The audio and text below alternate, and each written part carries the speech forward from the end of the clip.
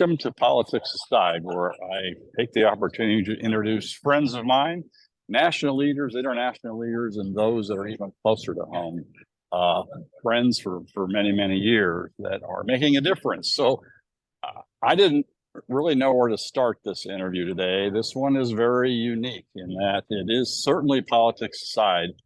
I've never had a chance to interview a vinegaroon. I've never really had a chance to talk in depth about what it's like to attend events for years and years on a dry lake bed in the northern Nevada, about 3 miles from Reno, in extreme dust, extreme lack of water normally, extreme lack of facilities, and pay $575 to attend an event in the middle of the desert again on a dry lake. So today, a very special guest is Brian Burns. Brian Burns has worked with the Porter Group for almost 8 years. He handles our marketing and communications. He's a bluegrass musician. I'm a big fan of his talents. We played together in bands on the rock and roll side.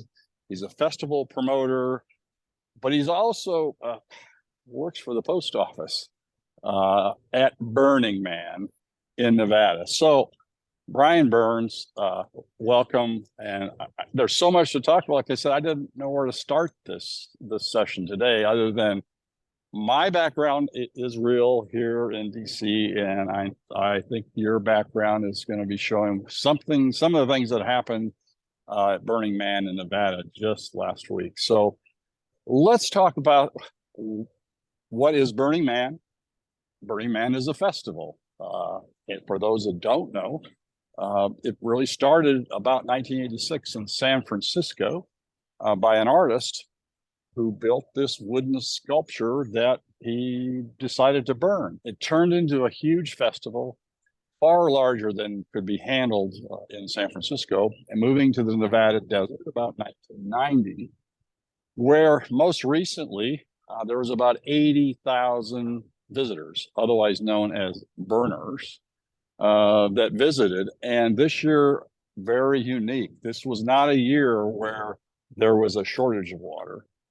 There were challenges initially because the hurricane had left the playa, which is what normally is a dry lake, extremely wet. Now, the Nevada desert is really, in certain areas, such as a dry lake, it is like clay.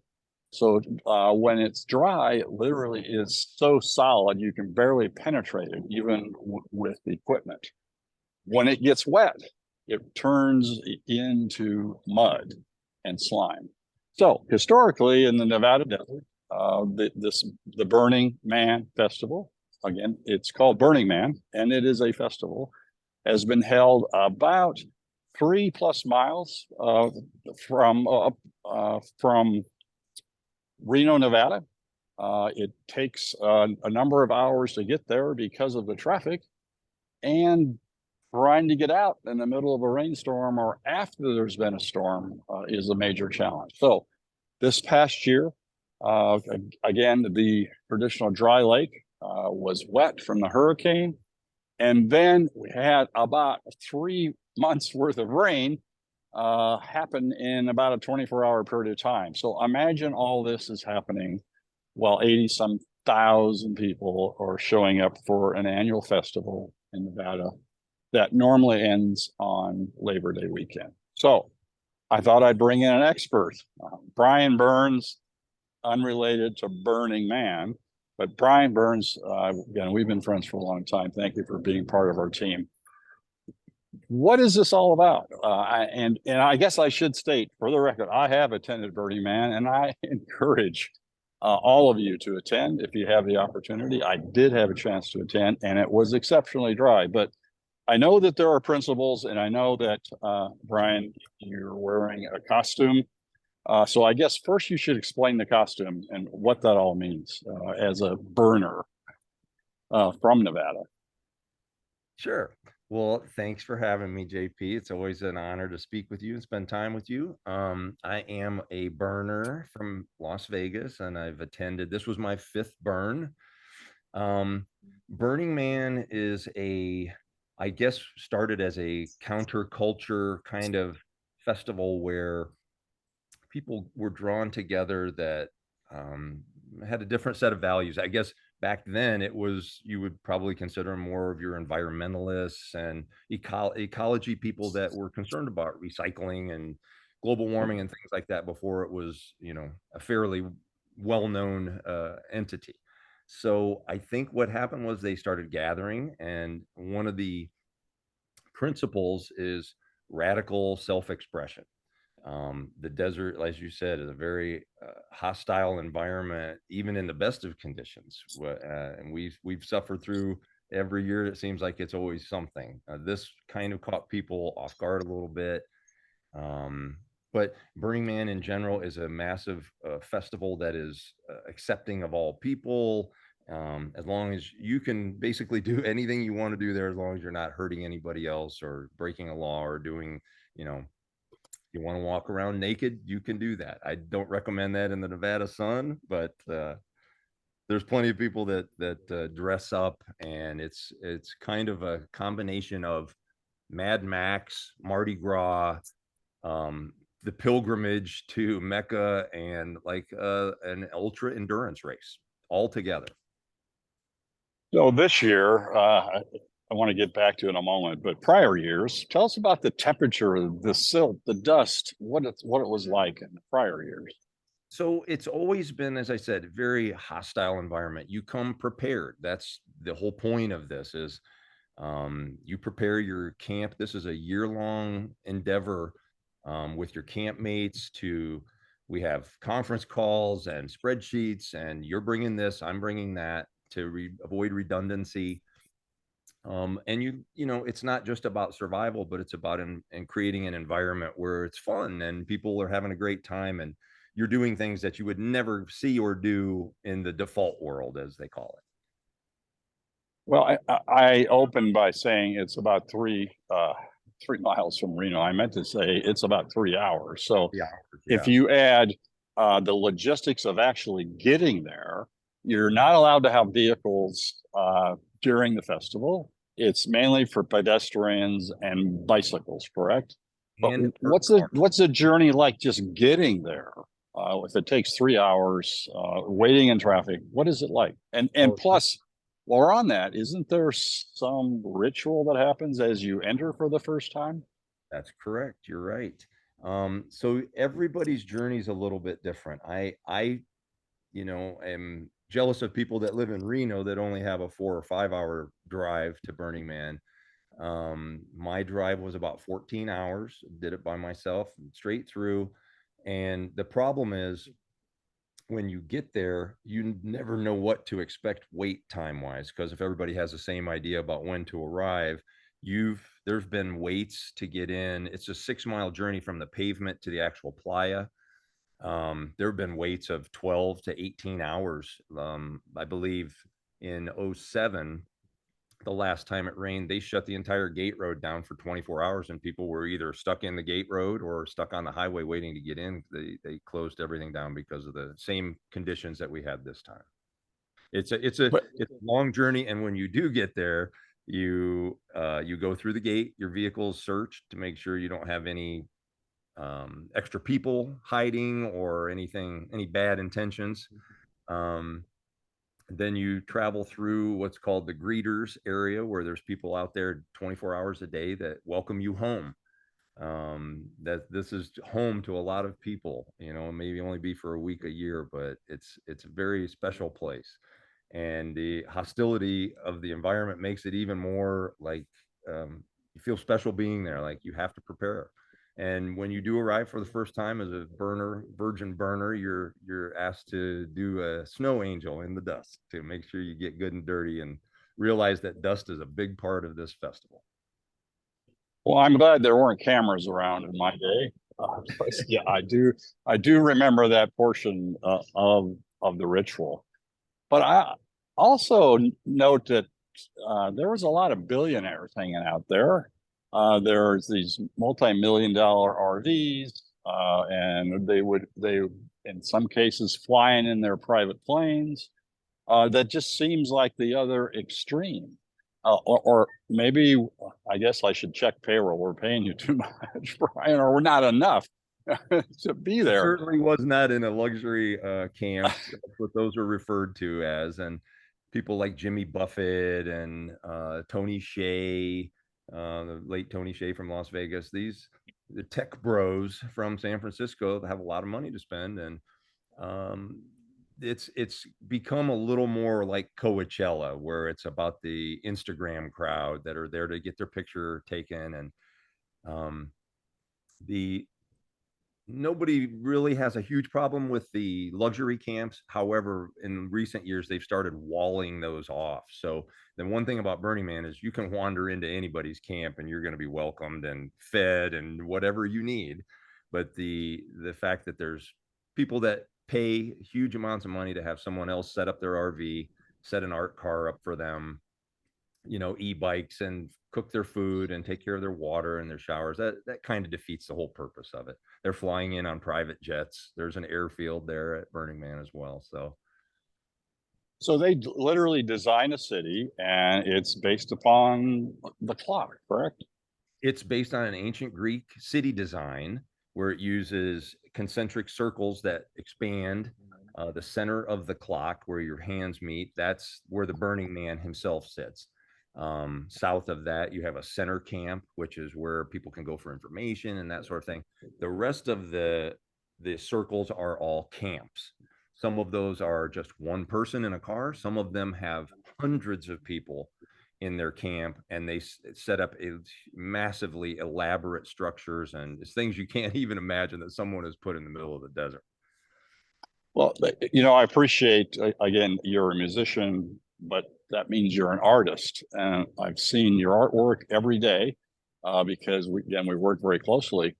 But what I marvel at is the creativity and the art forms that I was able to see, and the magnitude and size, multiple stories high that they're constructed. And even there was 747, I think, there when that was Tony Hsieh.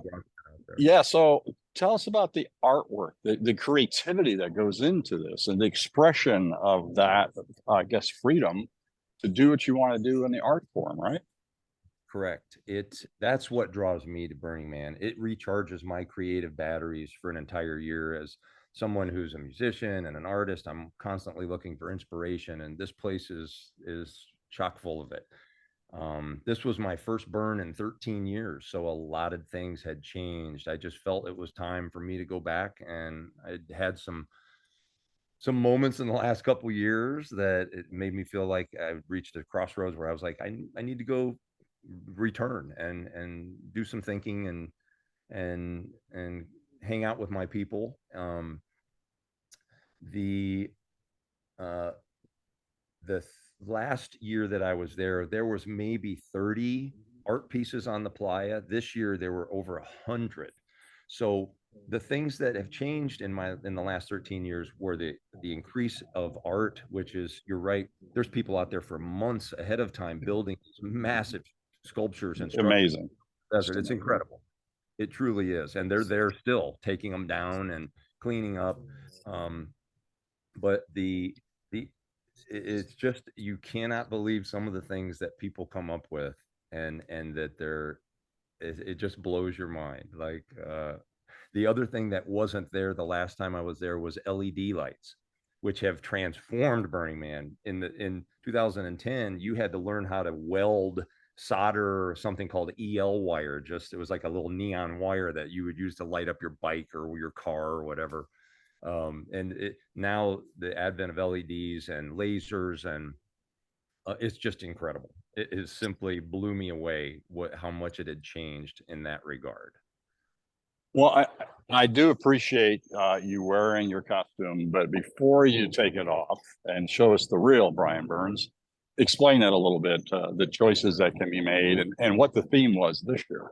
Okay, so the theme for this year's Burning Man was Animalia, which was all things animal. I volunteered at a post office this year. There's 3 post offices. In fact, Burning Man, as remote as it is, it becomes the 3rd largest city in Nevada, literally overnight. 75 to 80,000 people. There's 3 post offices. There's a newspaper. There's everything that you could possibly think of. There's 6 radio stations broadcasting 24 hours a day. It's truly an epic scale of, and the theme, the streets are all named, as you said, after clock, 1 o'clock, 2 o'clock, 3 o'clock, but the concentric circles within are named A, B, C, D, E, F, G through K. But every year those names change. One year it was American industry, so it was Ford and General Motors and, car names. This year was all animal names. It's actually mythical animal names like Bigfoot, Chupacabra. Those were the street names. So I being at the post office and wanting to do Pony Express delivery, I found this little outfit and thought it was pretty fitting and covers my ugly mug up good. And then you're able to choose your name.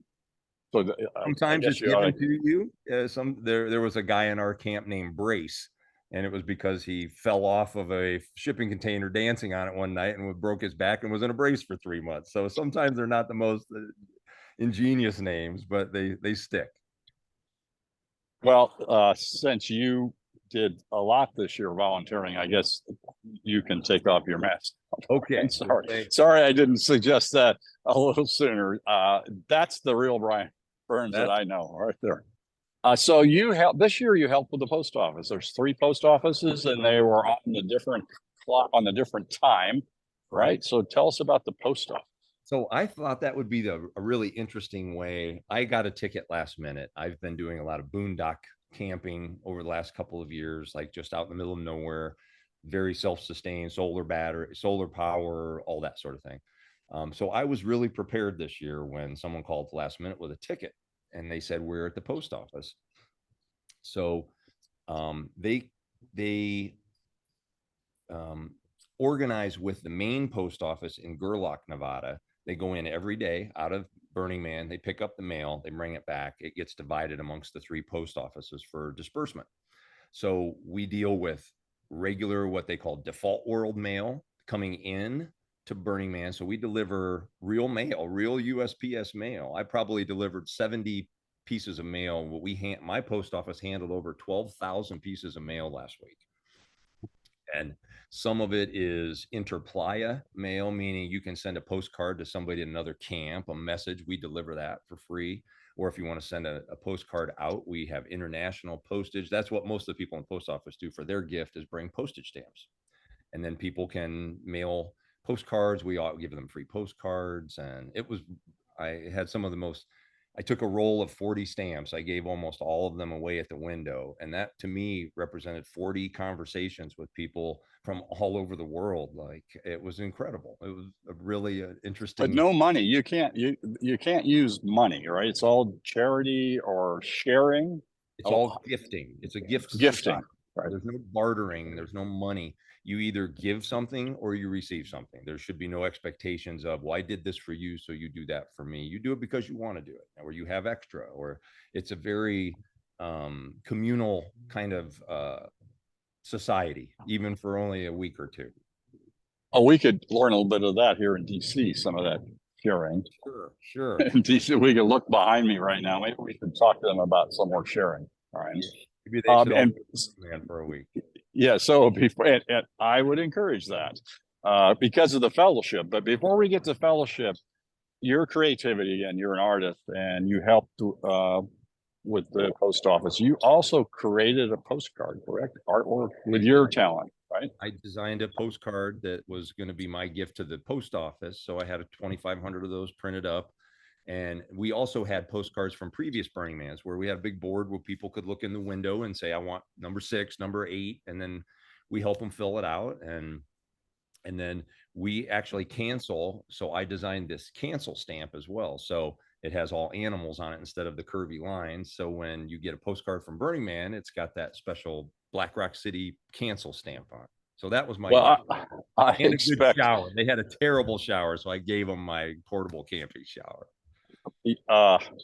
We need amazing, Brian.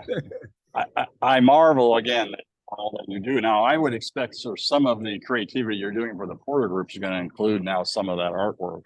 it. Uh, Definitely inspires me, JP. No yeah, doubt about it. well, that's good. But also, uh, I think some of our viewers would like to get a copy of that postcard. Is there a way you could, or do you have enough if people wrote you or sent you an email?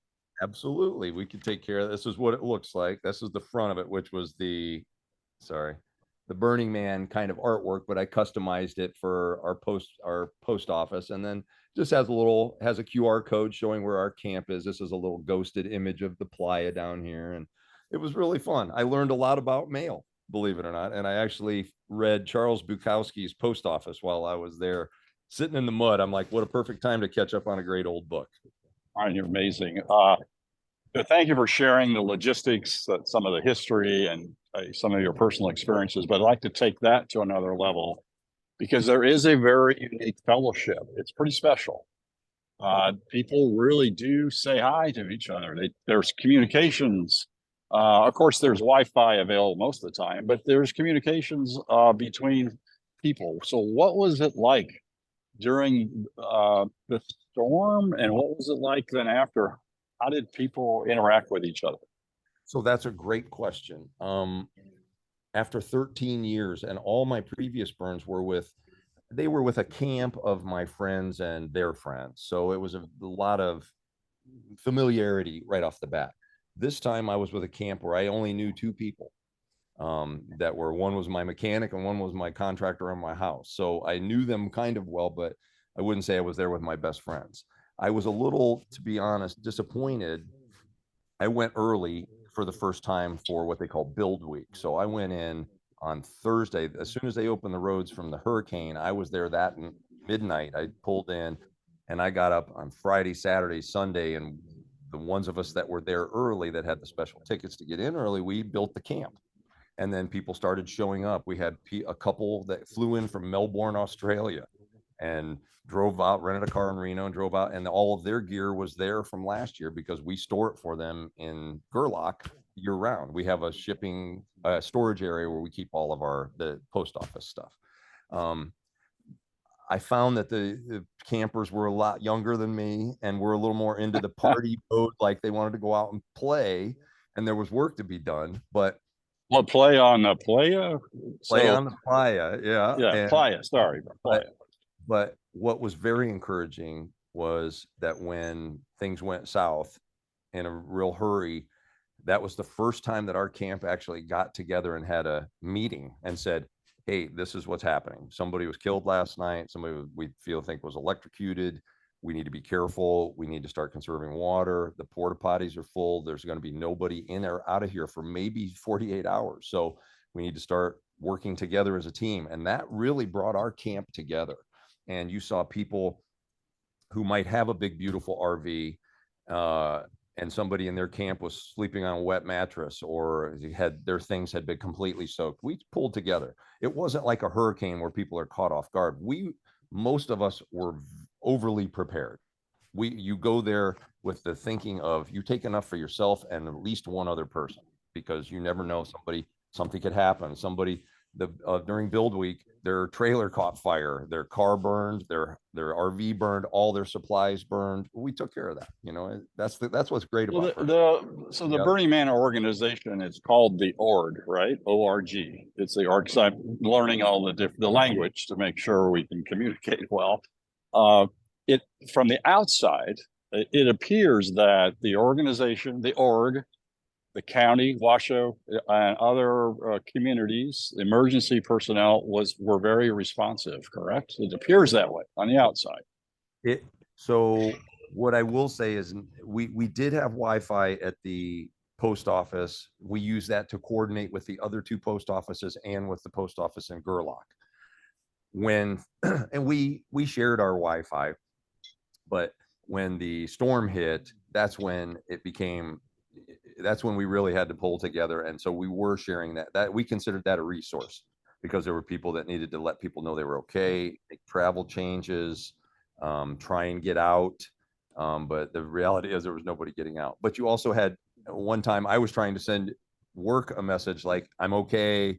I walk outside and nothing's working, and there's 17 people standing next to the post office making international phone calls over our internet. So it's like there's still people there that can be selfish about Well, things. by the way, I know you don't use a time card, so I don't keep track of you every day.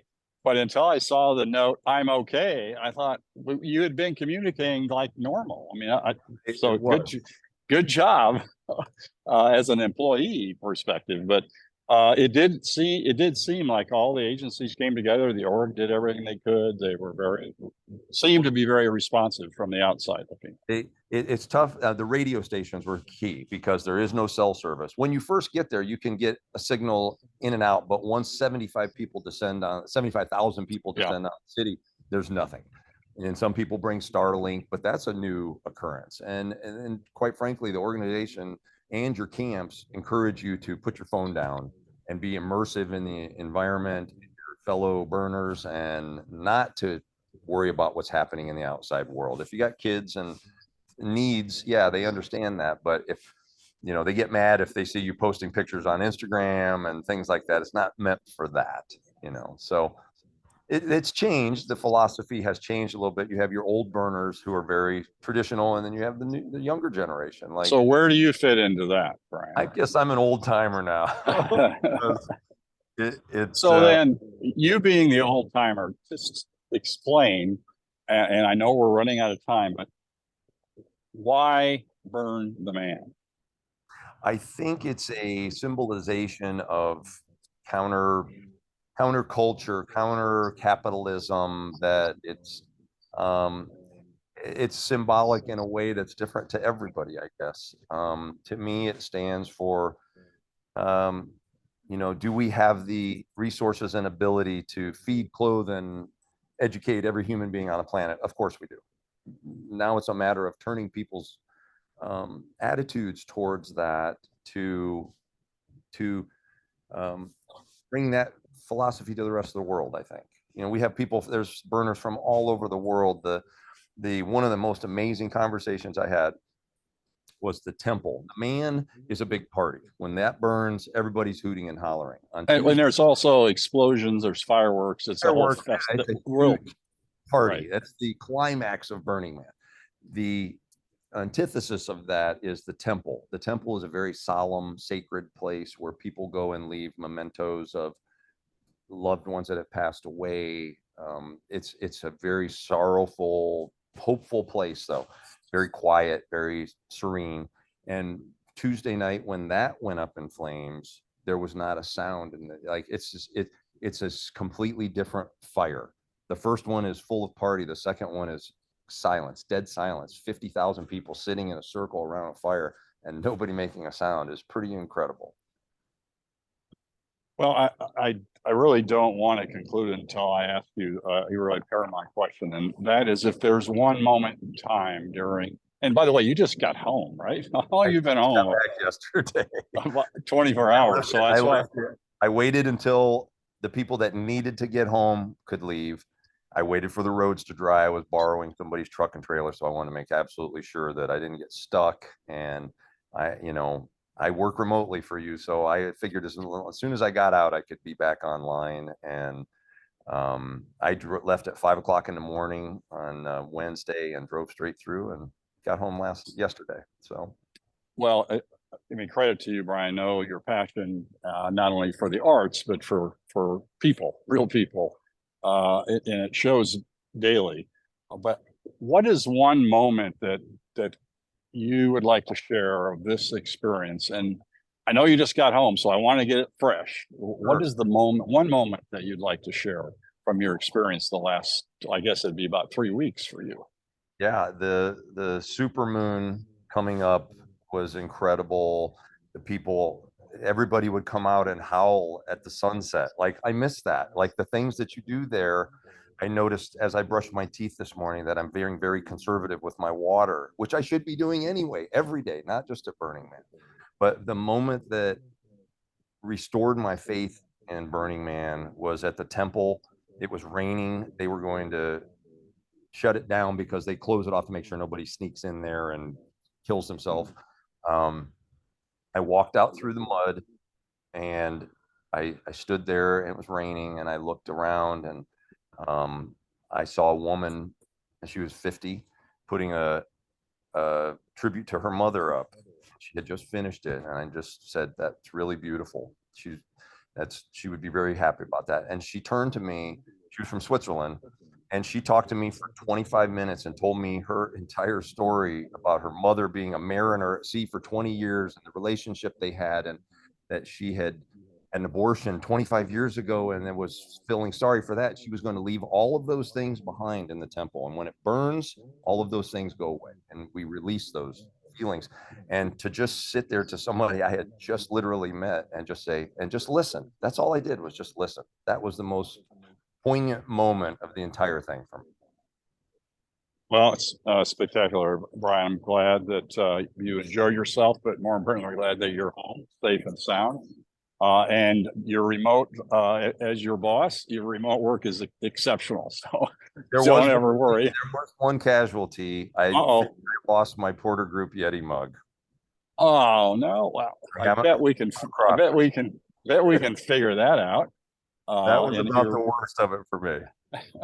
Well, it'll be there for an eternity then. Correct. Yes. Somebody hopefully off with it. If in fact it's able to continue, I know there is the vow that there will be no harm, right? No trace to the trace. But I know this year it's unique because of the massive waters and the floods. So we're hoping and thinking positive that can be taken care of.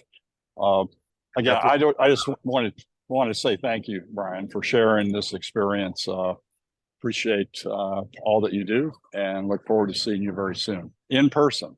Thank you, sir. I appreciate it. And thank you for giving me the opportunity to be able to do things like this. It means the world to me. Thanks, Brian. Be safe. Take care. Bye-bye.